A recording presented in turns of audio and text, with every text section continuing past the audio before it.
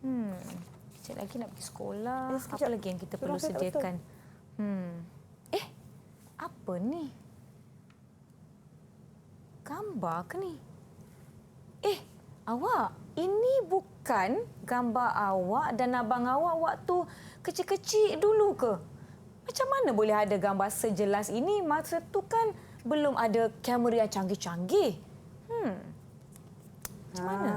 Dari kamera ciptaan saya ni. Oh, Okey. kamera ciptaan. Saya telah mencipta sebuah kamera. Kamera yang diberi nama kamera eksperimental. Wah, apa yang kamera ni boleh buat? Kamera ni nampak macam kamera biasa kan? Betul, macam biasa je. Nampak macam kamera biasa, tapi saya telah cantumkan dengan beberapa alat elektronik Baik. untuk membolehkannya merakamkan peristiwa masa lalu pada masa kini. Jika saya masukkan data yang tepat, Ya. berdasarkan peristiwa itu berlaku, saya boleh dapatkan imej yang sebenar. Wah, hebatnya. Kalau macam tu, bolehlah saya tengok diri saya ambil gambar waktu saya sekolah rendah kecil-kecil dulu, boleh tak? Oh, boleh. Macam mana kita nak buat tu? Kita kena pergi ke tempat itu sendiri. Pergi ke situ? Jadi, Okey. kalau begitu, jom kita ke sekolah. Jom, kita pergi sekarang. Jom. Saya kemas ni. Saya bawa ni sekali. Baik.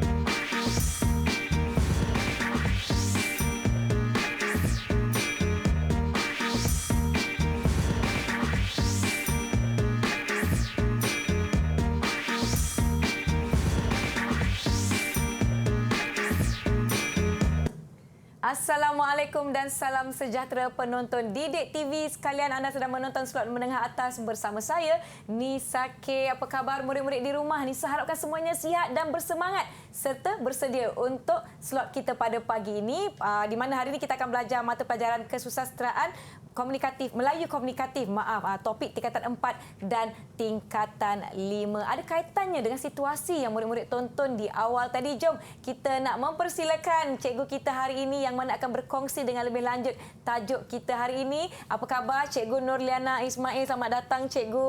Khabar baik. Cikgu Liana merupakan guru kanan mata pelajaran bahasa dari Sekolah Menengah Kebangsaan Pendidikan Khas Setapak Kuala Lumpur. Cikgu sihat Cikgu? Sihat, Alhamdulillah. Nisa sihat? Saya sihat, saya bersemangat dan saya bersedia. Cikgu, saya tertanya-tanya, apa sebenarnya yang kita nak belajar pada hari ini, tajuk kita hari ini dan apa kaitannya dengan situasi yang telah kita tonton di awal tadi, Cikgu Liana? Okey, jadi apa yang kita akan pelajari pada hari ini adalah salah satu bab dalam novel naratif Ogon Shoto. Baik. Jadi murid-murid di rumah bolehlah buka surat, cari novel naratif Ogon Shoto, buka surat 132. Kita akan lihat, murid-murid akan lihat bab apa yang kita akan pelajari pada hari ini. Baiklah, novel naratif Ogon Shoto muka surat 132 sehingga muka surat 148. Murid-murid di rumah, nampaknya kita tidak bersendirian di sini, Cikgu. Kita akan ditemani juga oleh murid-murid dari Sekolah Menengah Kebangsaan Pendidikan Khas Setapak. Apa khabar murid-murid? Semoga semuanya sihat-sihat. Siapa yang ada bersama-sama dengan kita hari ini, Cikgu? Ini adalah murid-murid saya daripada SMK Pendidikan Khas Setapak. Baik. Okey, saya perkenalkan boleh? Boleh. Okey, saya perkenalkan yang lelaki dulu yang handsome-handsome bersama saya pada hari ini. Okey, Syakirin, Muhammad Syakirin. Syakirin boleh lambai sikit. Hai Syakirin. Okey. Okey, seterusnya yang berbaju hitam, Wan Iblisam Hakimi. Hakimi. Apa khabar? Okey. Seterusnya yang terakhir, yang kacak. Ni Ahnaf Rujhi. Ahnaf, apa khabar? Hai cikgu, khabar baik. Okey, dan yang terakhir hanya sekuntum bunga sahaja. Ya, yang cantik bersama kita hari ini. Yang cantik bersama kita hari ini adalah Nur Hanis Eliana. Hai Hanis. Apa khabar? Hai cikgu. Okey. Baik. Ini dia murid-murid yang bersama-sama dengan kita pada hari ini yang sama-sama akan membincangkan topik kita dan kita akan membincangkan novel naratif Ogon Shoto. Jom cikgu kita mulakan. Murid-murid di rumah pun saya kira sudah bersedia. Silakan cikgu. Okey, jadi kita akan mulakan dengan ringkasan. Mari kita imbas semula ringkasan atau rumusan keseluruhan novel ini. Baik. Ya.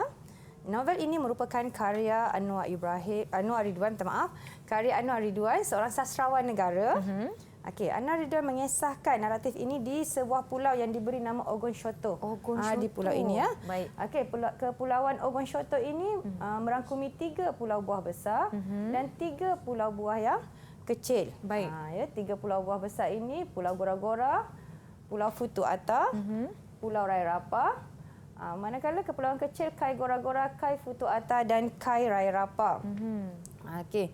Walaupun kepulauan ini terletak orang kata berhampiran dengan lautan Pasifik. Ya. Tetapi namanya seakan-akan bahasa Jepun. Betul. Kenapa? Okey, mengikut penceritaan Tuan Kawai iaitu pemilik kapal Kawai Maru, kepulauan ini telah dijumpai oleh pelayar-pelayar dari Jepun sejak zaman permulaan Edo. Baik. Zaman permulaan Edo ni ketika zaman moden. Awal zaman moden di Jepun. Betul. Okey. Jadi Kak Nisa boleh tahu tak? Boleh beritahu cikgu. Mengapa kepulauan ini dinamakan Ogon Shoto? Mengapa pelayar-pelayar dari Jepun menamakan pulau ini Ogon Shoto? Saya tak berapa pastilah cikgu. Cikgu nak bantu saya tak? Kenapa kepulauan ini dipanggil Ogon Shoto? Ada tak murid-murid di rumah yang tahu? Murid-murid di rumah tahu tak jawapannya? Okey. Ogon Shoto bermaksud kepulauan emas dalam bahasa Jepun. Emas? Kenapa emas, cikgu? Kerana bila waktu malam, lahar gunung berapi di Ogon Shoto, kalau kita tengok kepada kepulauan tadi ya, Baik. di Kepulauan Gora-Gora, Futu Ata, Rairapa ni dia ada gunung berapi tersendiri. Ya. Pada waktu malam, lahar gunung berapi di Ogon Shoto mengalir dan apabila dilihat daripada jauh bercahaya seperti emas. Emas. Sebab itu namanya Ogon Shoto. Ada lagi. Ada lagi. Manakala perairannya, lautan Ogon Shoto ini diibaratkan seperti lubuk emas. Lubuk emas? Sebab dalam lautannya terdapat banyak ikan-ikan yang luar biasa dan berkualiti tinggi. Wah, betul-betul seperti diandaikan seperti lubuk emas. Ya, Kerana betul. itu namanya Ogon Shoto. Macam mana murid-murid di rumah? Adakah jawapan anda sama dengan jawapan Cikgu Liana? Wah, terbaik murid-murid di rumah. Hebat murid-murid kita. Okey, jadi itu sedikit latar belakang tentang Kepulauan Ogon Shoto. Baik. Jadi kita nak lihat pula sinopsis ringkas ya ataupun sinopsis umum novel ini. Jadi cikgu nak minta bantuan murid-murid di Google Meet. Boleh. Jadi Syakirin, boleh ceritakan secara ringkas sinopsis umum novel ini. Silakan Syakirin. Baik cikgu. Novel ini berkisah tentang kisah hidup masyarakat yang berlaku di Republik Ogon Shoto. Kisah masyarakat Ogon Shoto ini terhasil daripada pengembaraan minda seorang pesakit yang bernama Encik Noh ketika dirawat di sebuah hospital di Tokyo, Jepun. Fikirannya menerau teringatkan kembali cerita-cerita yang disahkan oleh nahkoda bahtera yang terselamat ketika tsunami yang telah melenyapkan kepulauan ini. Maka cerita-cerita ini telah dibingkaikan kepada 9 bab dalam novel ini. Terima kasih, Cikgu. Terima kasih Syakirin. Tahniah di atas perkongsian sinopsisnya. Tahniah Syakirin, bagus. Ya betul ya. Naratif Ogon Shoto ni merupakan novel di dalamnya ada pelbagai cerita. Pelbagai cerita masyarakat. Dan setiap bab itu boleh berdiri sendiri. Tapi keseluruhan bab itu kisahnya berlaku di Ogon Shoto. Baik. Alright. Jadi murid-murid, kita teruskan apa yang kita akan fokus pada hari ini. Baik, cikgu. Apa yang kita nak fokuskan? Dalam DSKP Kesusastraan Melayu Komunikatif, ada 3 bahagian murid-murid akan pelajari. Yang pertama, apresiasi sastra. Kedua, pembangunan insan. Ketiga, pengkaryaan. Tapi pada hari ini, kita akan fokuskan kepada apresiasi sahaja. Baik. Apresiasi sahaja di bawah standard kandungan 1.2, mengenali dan memahami elemen sastra, dan hanya 2 elemen sahaja yang kita akan sentuh, iaitu elemen sinopsis, watak dan perwatakan. Bagi standard kandungan 1.3, membuat kritikan sastra, kita akan lihat saranan sahaja. Nanti cikgu akan terangkan dengan lebih lanjut pada murid-murid. Baiklah, diharapkan murid-murid setakat ini dapat mengikuti dengan baik. Kita akan sambung perbincangan kita. Jadi jangan ke mana-mana, kita berehat seketika. Kembali selepas ini di Didik TV KPM.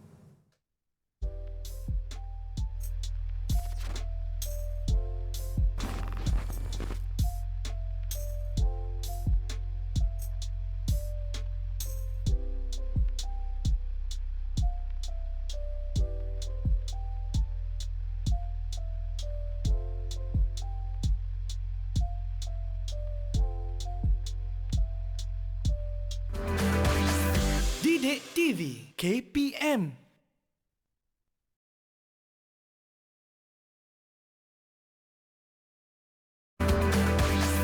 Didik TV KPM. Selamat kembali menonton Didik TV KPM, masih bersama saya Nisa K dan Cikgu Liana bagi mata pelajaran Kesusasteraan Melayu Komunikatif membincangkan novel naratif Ogon Syoto. Kita akan pergi kepada bab-bab yang akan kita kupas pada hari ini. Jom Cikgu Liana, kita teruskan. Okey, terima kasih Kak Nisa. Okey, jadi cuba lihat atas meja. Cikgu ada beberapa model. Apa yang ada di hadapan kita ni, Cikgu? Tadi kita dah bincangkan ya, novel ini terdiri daripada cerita-cerita berbingkai. Jadi, okey, yang model yang pertama tu apa Kak Nisa? Yang pertama saya nampak ni, kalau ini gambar tadi ni macam tangan, ada jari, Cikgu. Bab 7 dalam novel naratif Ogon Syoto bertajuk Jari. Jari, baik. Okey. Bab 8 kamera. Kita ada kamera. Bab 9 bahtera. Bahtera. Patutlah cikgu bawa kapal. Ada bab bahtera rupanya. Jadi baik, murid kena ingat ya, dalam cerita berbingkai ini, setiap bab ini ada ceritanya yang tersendiri. Okey. Jadi, Ahnaf, kita nak tanya pada murid-murid kita, berdasarkan lakonan di awal tadi, baik. Boleh Ahnaf teka bab apa yang kita akan pelajari pada hari ini? Silakan Ahnaf. Saya rasa kita akan pelajari bab 8 iaitu bab kamera, cikgu. Bab 8 betul ke cikgu? Betul, tepat sekali. Tahniah Ahnaf. Terima kasih di atas jawapannya. Okey. Jadi, kita akan kupas bab 8 kamera. Okey, kita akan pergi kepada elemen yang pertama tadi iaitu sinopsis. Ya, betul. Pandai Kak Nisa. Okey, kita pergi pada sinopsis. Okey.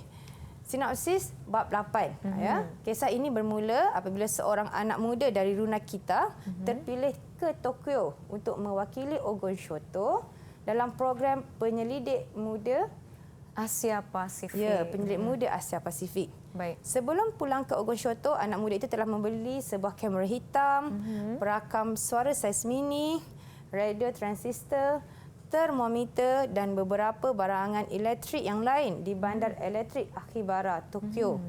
Ya, nak mencipta sebuah kamera yang dinamakan kamera eksperimental. Okey, dalam perjalanan pulang ke rumah, pemandu teksi telah menceritakan tentang bekas komandan Ogon Syoto yang sedang sakit tenat. Anak muda telah mengambil keputusan untuk pergi ke rumah bekas komandan tersebut. Baik.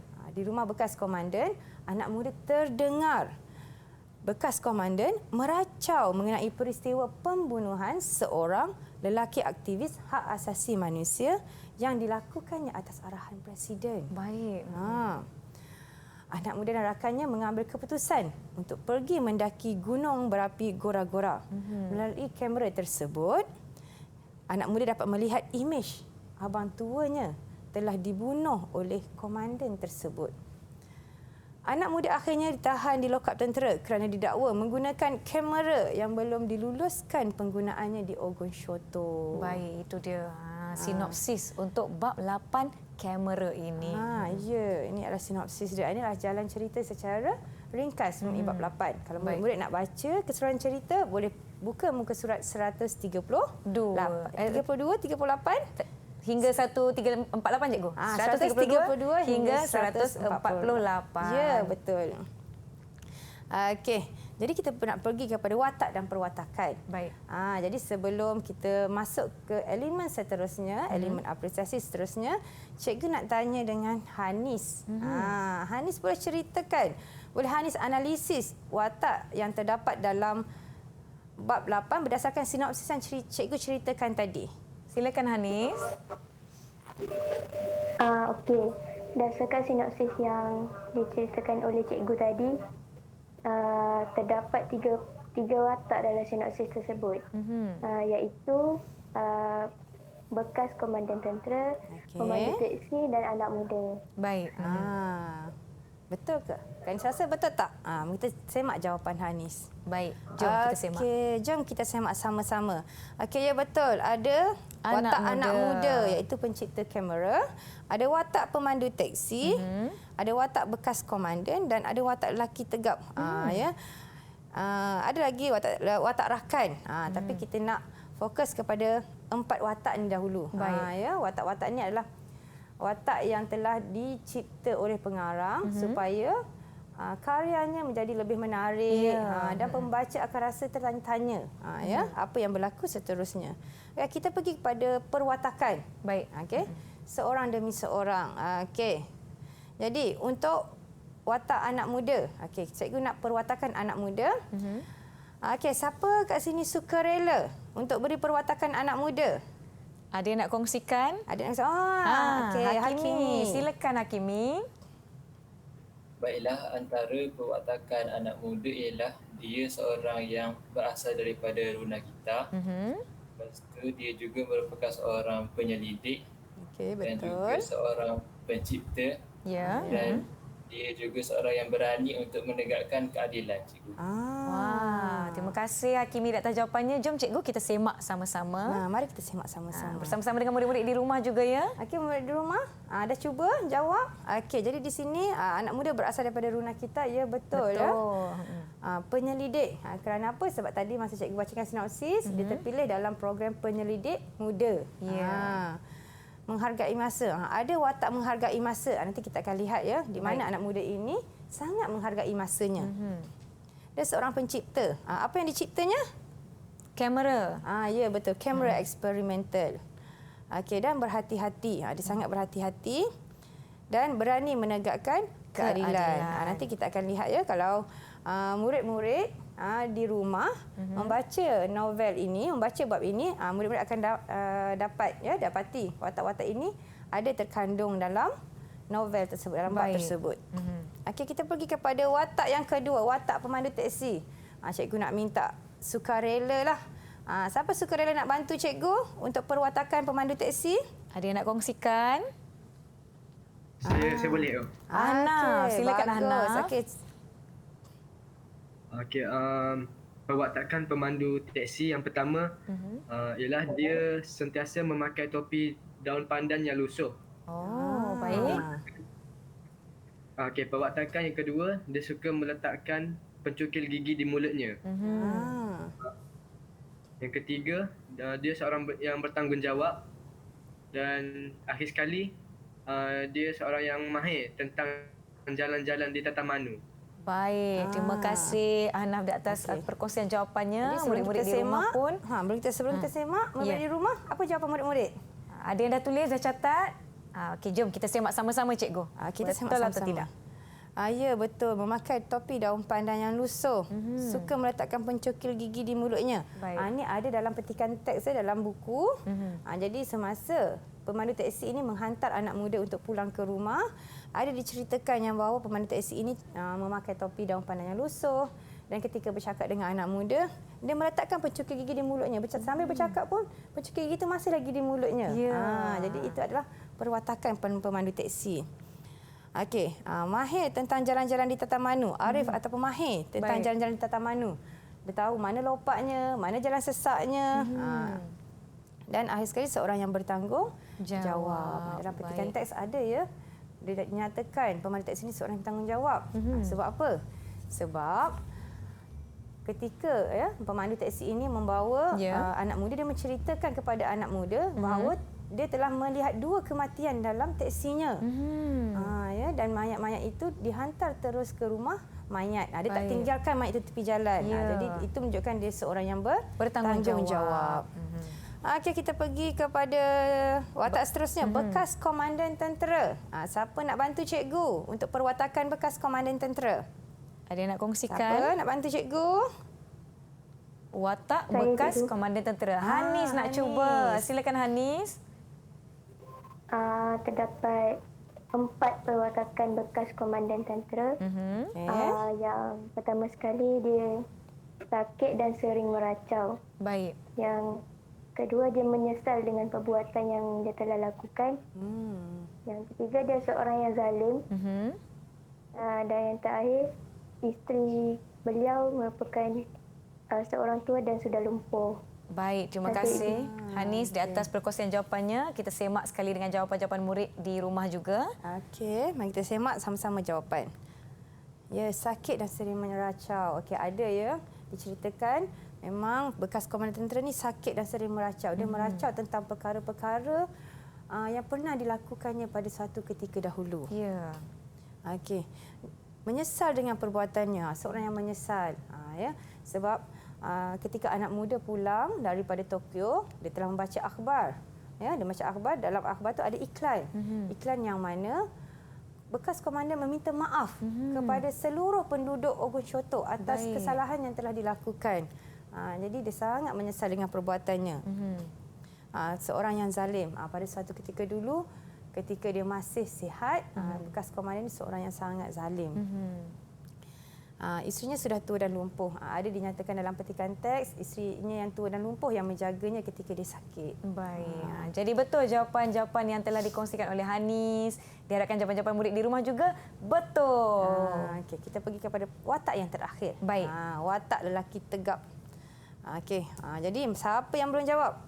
Okey, Syakirin. Syakirin. Okey, setegap Syakirin. Okey, berikan perwatakan lelaki tegap. Silakan. Baiklah cikgu. Perwatakan lelaki tegap ni, dia seorang yang bertubuh sasa. Yang kedua, dia seorang tentera. Yang ketiga, dia seorang yang taat kepada pemerintah. Baik. Dan yang terakhir, dia seorang yang tiada belas kasihan. Mari betul kita ke semak tidak? sama-sama jawapannya. Terima kasih Syakirin. Terima kasih Syakirin. Murid-murid di rumah dah tuliskan jawapan. Mari kita semak sama-sama. Okey, ya betul. Lelaki tegap ini bertubuh sasa. Sasa dia kuat. Ya. Dia seorang tentera. Baik. Tiada belas kasihan.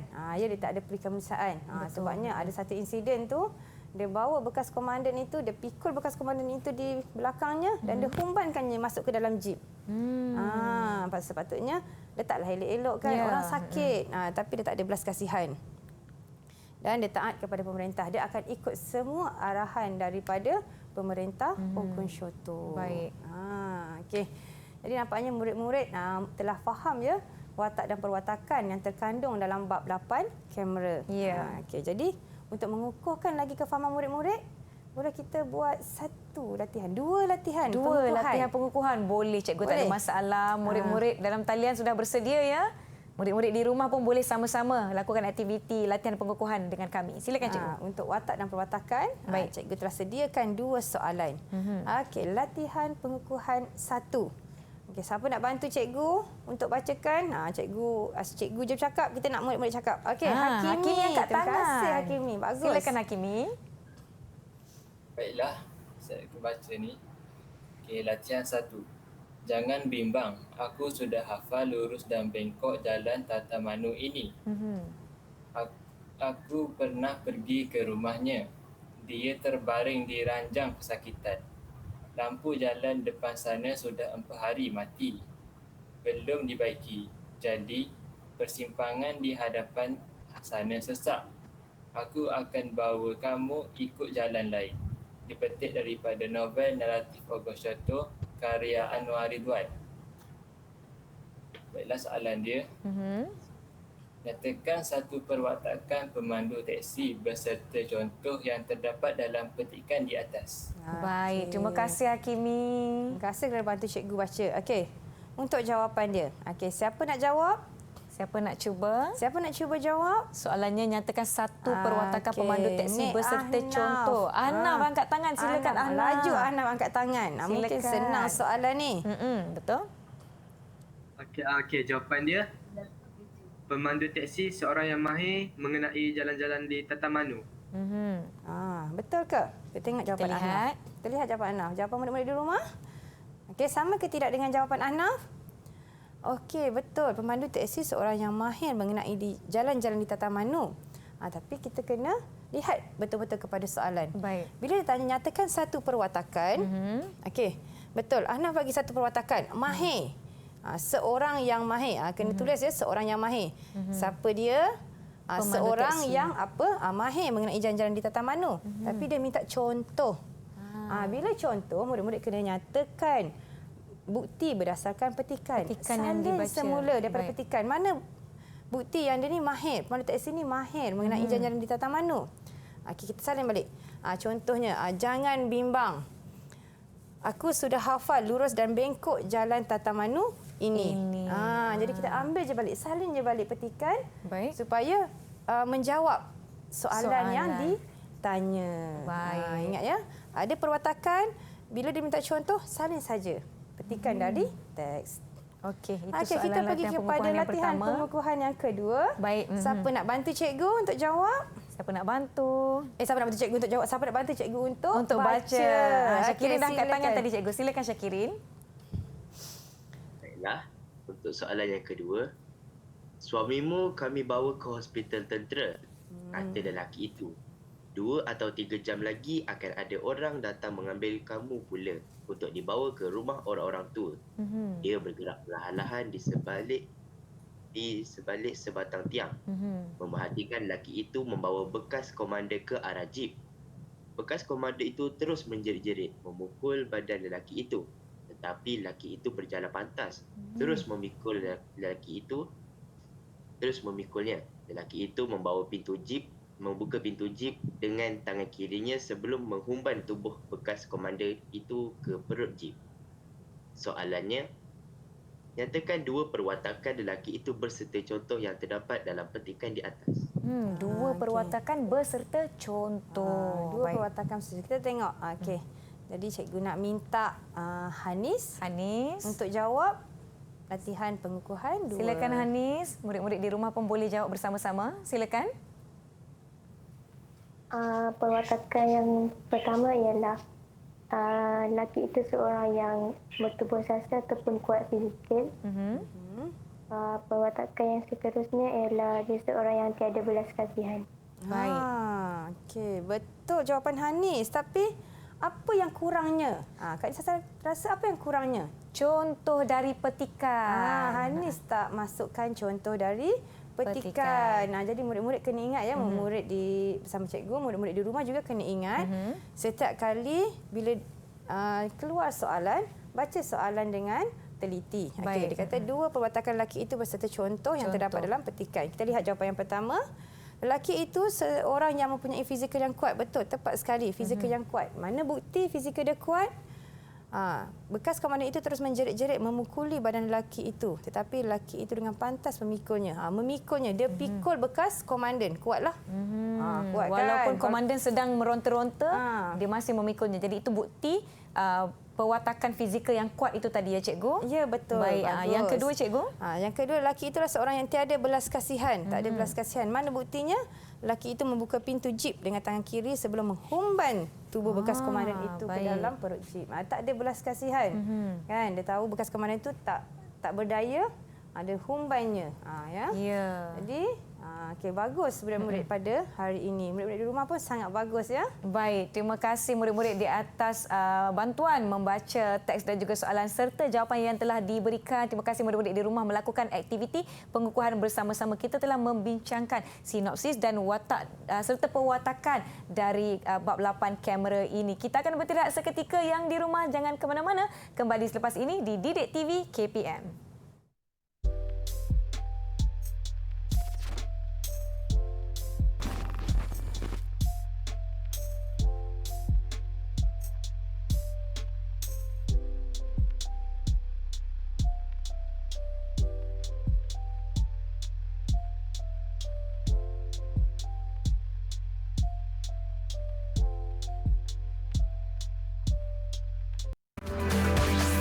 Didik TV KPM.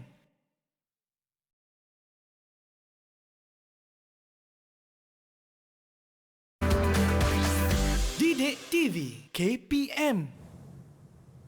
Terima kasih kerana masih menonton slot menengah atas di Didik TV KPM bagi mata pelajaran Kesusasteraan Melayu Komunikatif. Topik kita hari ini berdasarkan novel naratif Ogon Syoto. Kita akan pergi kepada kritikan sastra. Jom Cikgu Liana, kita teruskan sesi kita.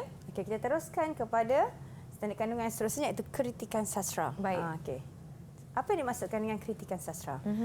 Kritikan sastra ialah mempertimbang dan menilai karya sastra secara jujur dan diperkuatkan dengan alasan yang munasabah. Baik. Jadi kita nak pertimbangkan, kita nak nilai ya karya itu secara jujur. Tapi jangan jujur sangat sehingga menghentam. Jadi kita nak menilai sesuatu yang boleh memberikan orang kata impak yang positif. Baik. Okey.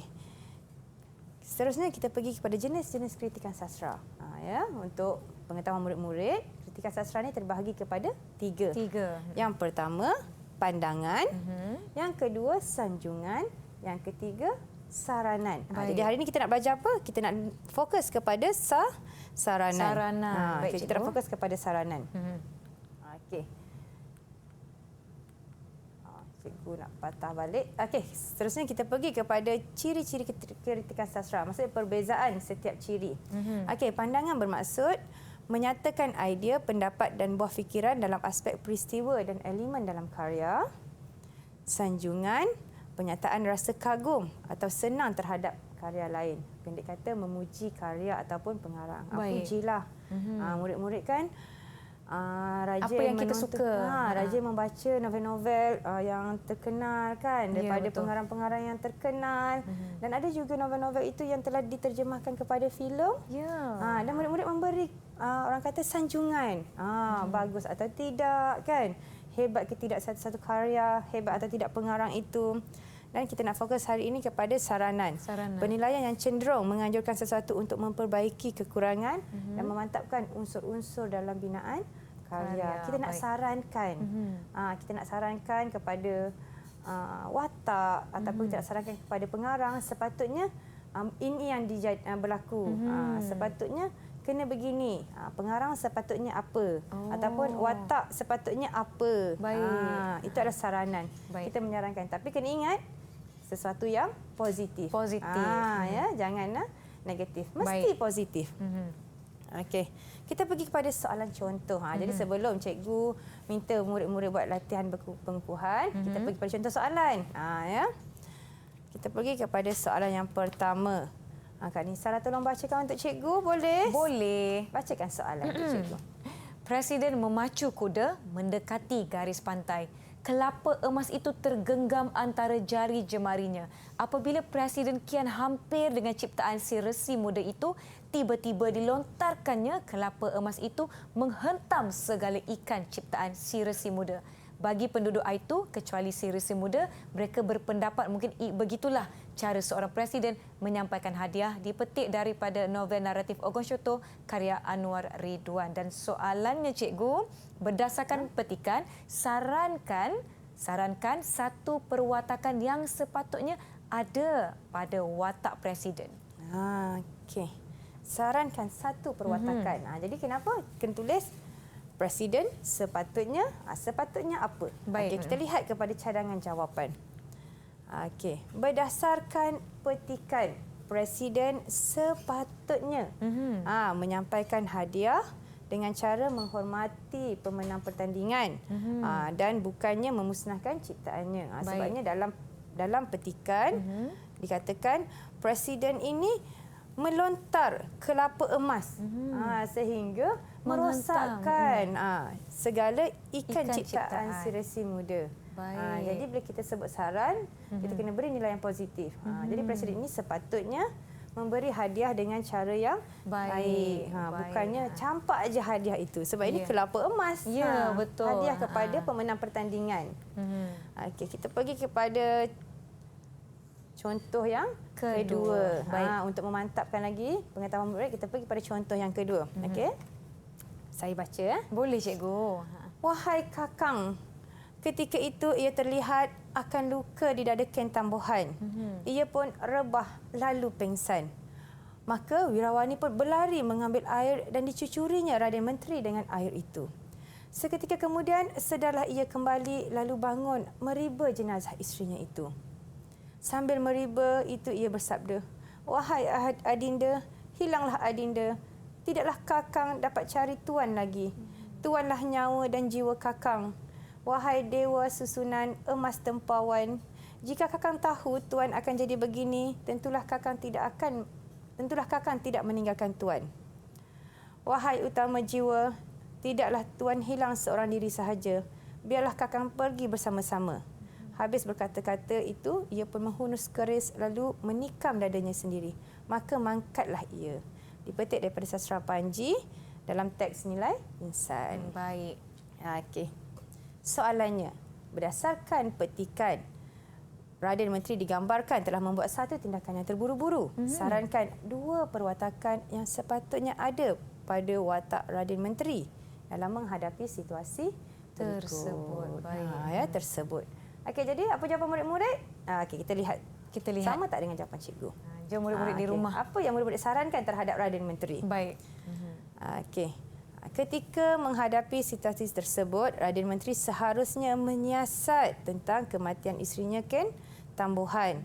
Selain itu, Perdana Menteri seharusnya reda menerima segala ketentuan daripadanya. Bukanlah kata membunuh diri sekali Ya. dengan isterinya. Sepatutnya dia kena siasat dulu apa yang berlaku. Ya. Dan dia kena reda. Inilah saranan. Saranan mestilah sesuatu yang Positif. Kerana di dalam petikan tadi kita dapat lihat Perdana Menteri digambarkan mempunyai sifat yang begitu beremosi. Jadi apa yang kita boleh sarankan dalam aspek yang lebih positif ya cikgu? Ya, betul. Baik. Okey.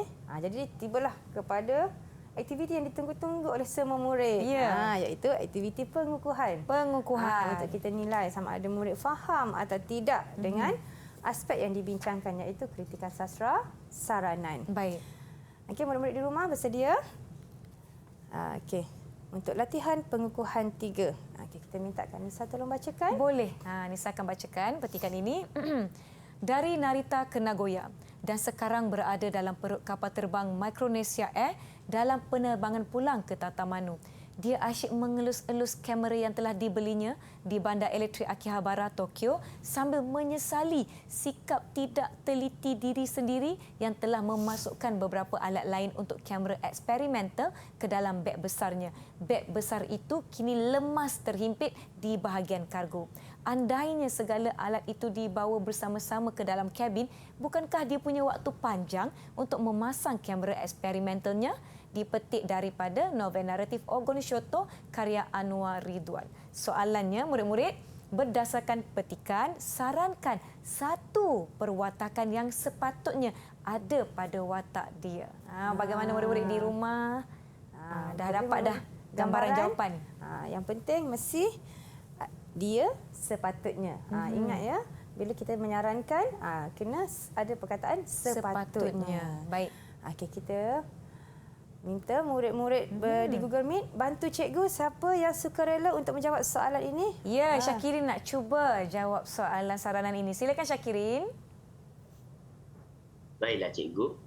Jawapan saya berdasarkan petikan novel di atas, Bagus. dia sepatutnya menyusun barang-barang di dalam beg yang sesuai sebelum menaiki kapal terbang supaya kameranya tidak terhimpit dalam bagasi di bahagian kargo.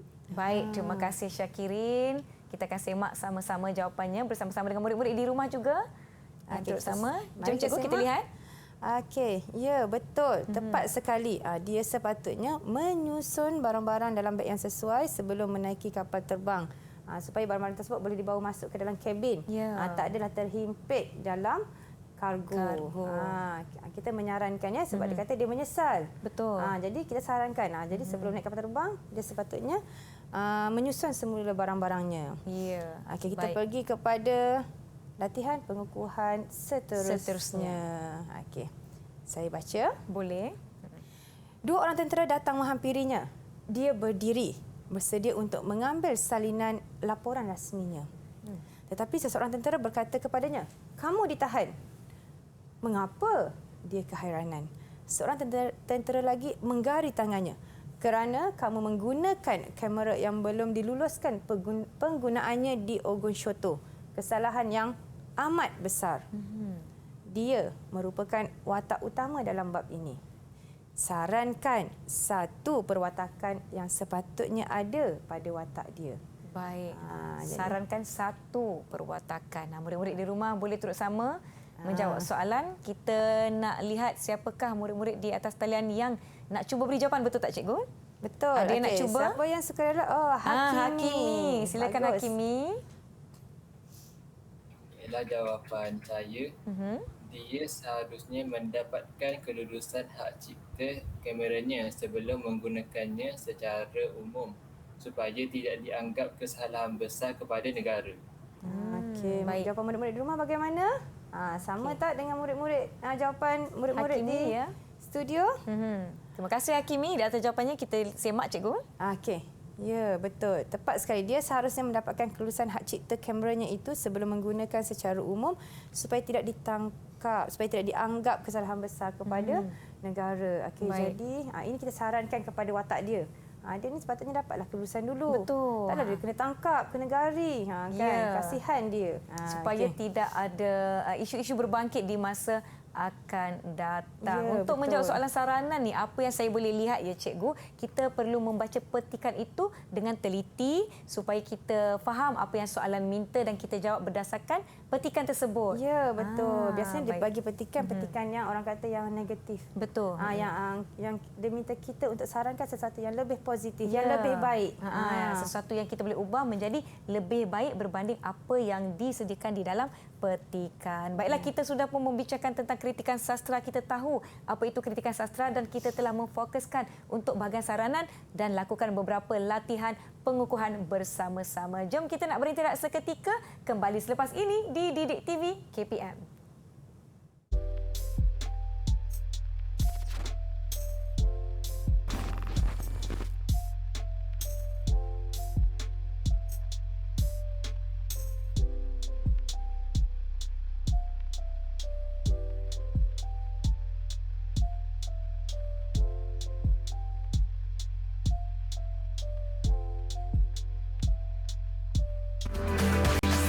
Didik TV KPM.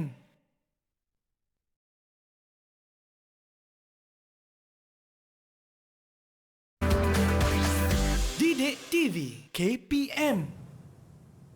Masih bersama dengan kami di Didik TV KPM bagi mata pelajaran Kesusasteraan Melayu Komunikatif membincangkan novel naratif Ogon Syoto. Kita telah sampai untuk bahagian rumusan cikgu. Jadi jom Cikgu Liana kita teruskan, murid-murid di rumah. Ayo sama-sama. Okey, kita pergi kepada rumusan. Maksudnya dah berakhirlah pembelajaran kita pada hari ini.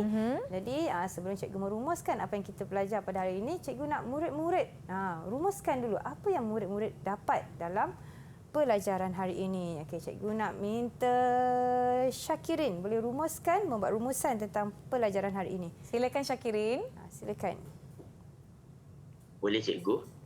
Pada pembelajaran hari ini, saya belajar mengenai kisah dia iaitu si pencipta kamera eksperimental yang telah mencipta kamera yang boleh mengambil gambar pada masa lalu ketika masa kini. Namun pencipta kamera tersebut telah dihukum penjara kerana menggunakan sesuatu yang belum diluluskan hak cipta oleh kerajaan. Baik. Terima kasih Syakirin. Terima kasih Syakirin. Jadi murid-murid kena ingat ya, jika murid-murid mencipta sesuatu yang baru, pastikan dapatkan hak cipta. Hak cipta. Supaya apa yang dicipta itu mendapat kelulusan dan boleh digunakan secara umum. Baik. Okey, kita pergi. Saya nak seorang lagi lah buat rumusan. Boleh, cikgu. Faham ke tidak apa yang kita pelajari pada hari ini. Jadi cikgu nak minta Ahnaf untuk bantu cikgu. Silakan Ahnaf, kongsikan rumusan dengan kami. Boleh cikgu. Okay. Rumusan kepada pembelajaran hari ini, saya mempelajari mengenai kritikan sastra. Kritikan sastra terbahagi kepada 3, iaitu kritikan pandangan, kritikan sanjungan dan kritikan saranan. Baik. Okey, terima kasih Ahnaf. Terima kasih Ahnaf betul. atas perkongsian. Jadi kena ingat ya, dalam kritikan sastra ada 3 aspek yang penting, ada 3 ciri, ada 3 bahagian. Yang pertama pandangan, sanjungan dan saranan. Ingat yang saranan ni mestilah yang positif. Baik. Okey, jadi kira cikgu pula untuk buat rumusan. Baik. Jadi berdasarkan apa yang kita pelajari pada hari ini, kita belajar dalam aspek apresiasi sastra. Baik. Kita belajar mengenai sinopsis bab 8. Apa yang diceritakan tadi bermula daripada permulaan, perkembangan, puncaknya dan pengakhiran. Jadi sinopsisnya bermula apabila anak muda ini terpilih di bawah program penyelidik muda. Lepas tu dia pergi, perkembangannya dia telah mencari alatan untuk mencipta kamera eksperimental. Dan ketika pulang, dia telah melihat bekas komandan yang sedang sakit. Kemuncaknya apabila dia pergi ke Gunung Berapi Gora-Gora. Dan akhir sekali peleraiannya dia ditangkap. Ya, kerana ingin menegakkan keadilan bagi abang tuanya. Ya. Itu sinopsis secara umum. Okey, watak dan perwatakan. Okey. Yang kedua kita lihat watak dan perwatakan yang terdapat dalam karya ni, dalam bab 8 ni. Okey. Bagaimana ya pengarang ni menggambarkan perwatakan sebenarnya? Melalui apa Kak Nisa rasa? Melalui tindakan kepada satu sama lain. Pemandu teksi betul. dengan anak muda kepada komandan dan juga anak muda apabila beliau mendapat tahu tentang kebenaran daripada kamera eksperimentalnya. Ya, betul, tepat sekali. Jadi pengarang ni menggambarkan perwatakan ini melalui tingkah laku. Ya, betul, tingkah laku tadi. Melalui percakapan, melalui pandangan dan melalui pandangan watak lain terhadap watak tersebut. Baik. Itulah perwatakan. Jadi bila murid-murid nak analisis perwatakan bagi sesuatu watak, kena lihat dari segi percakapannya bagaimana, dari segi tingkah lakunya bagaimana, dari segi pandangan dia dan pandangan watak lain. Okey. Dan yang terakhir, saranan terhadap watak utama. Kita belajar tadi ya, kritikan saranan. Ya. Kena ingat ya, kritikan saranan ini kita memberi sesuatu yang Positif. Supaya kalau kita tadi kita watak utama tadi, kalau jika dalam petikan ada sesuatu yang watak utama itu yang kita rasa macam kurang sesuai, kita sarankan sesuatu yang lebih baik. Baik. Apa yang perlu ditambah untuk menjadi lebih baik. Baiklah Cikgu Liana, sepanjang sesi pembelajaran kita pada hari ini, bagaimana Cikgu boleh tentukan prestasi keseluruhan murid-murid yang berada bersama-sama dengan kita hari ini, Cikgu? Okey, murid-murid yang berada bersama kita hari ini memang sangat bagus, sangat aktif. Ya. Sangat membantu cikgu berebut-rebut nak jawab soalan. Cikgu tanya sukarela. Masing-masing angkat tangan. Ya. Jadi cikgu harap murid-murid di rumah juga begitu. Ya, betul. Jika di dalam kelas cikgu bertanya, angkat tangan. Terus jawab. Ya, jadi dalam kelas tumpukan perhatian. Pastikan faham apa yang diajar oleh guru-guru. Supaya orang kata lebih mudah untuk kita menjawab soalan. Ya, betul. Baiklah, Cikgu, bagaimana murid-murid di rumah untuk mendapatkan bahan pembelajaran kita pada hari ini? Nak klik di mana tu, Cikgu? Murid-murid boleh layari portal D5ku. D5 Sumberku. Portal D5 Sumberku. Yang ada tertera Betul di tu. kaca layar ini. Murid-murid boleh pergi ke pautan yang tertera ke portal Sumberku untuk mendapatkan bahan pembelajaran. Baiklah, kita sudah pun tiba di akhir kelas kita hari ini, Cikgu. Terima kasih saya ucapkan kepada Cikgu Nurliana Ismail yang merupakan guru kanan mata pelajaran bahasa dari SMK Pendidikan Khas Setapak Kuala Lumpur. Terima kasih murid-murid dalam talian. Terima kasih, kita ada Hanis, kita ada Syakirin, kita ada Ahnaf dan juga kita ada Hakimi. Terima kasih juga murid-murid di rumah yang bersama-sama dengan kami lakukan aktiviti dan latihan pengukuhan. Semoga semuanya bermanfaat. Kita jumpa lagi di siaran yang lain di Didik TV KPM. Saya Nisa K. Jumpa lagi.